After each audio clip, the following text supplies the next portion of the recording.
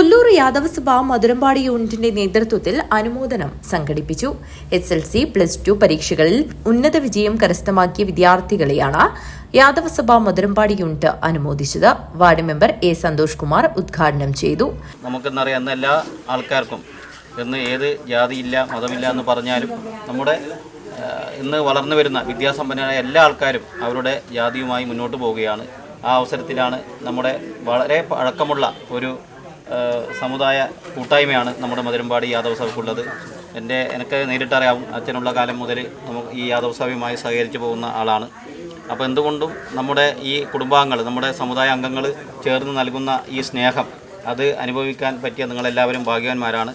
ഈ അനുഭവം അത് നമ്മുടെ ജീവിതത്തിലുടനീളം പകർത്തിക്കൊണ്ട് നമുക്ക് നല്ല നിലയിലെത്താനുള്ള ഒരു സൗഭാഗ്യം ഭഗവാൻ നൽകട്ടെ എന്ന് ഞാൻ ആശംസിക്കുന്നു.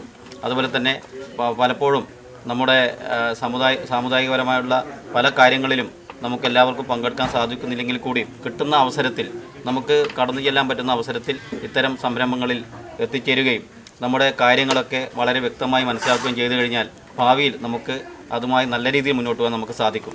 Unit president M. ദാമോദരൻ അധ്യക്ഷത വഹിച്ചു. A. Raghavan master, K. Narayani, M. Sheeba എന്നിവർ സംസാരിച്ചു. Unit secretary A. രഘുനാഥ് സ്വാഗതവും P. അശോകൻ നന്ദിയും പറഞ്ഞു. News bureau, Kanhangad.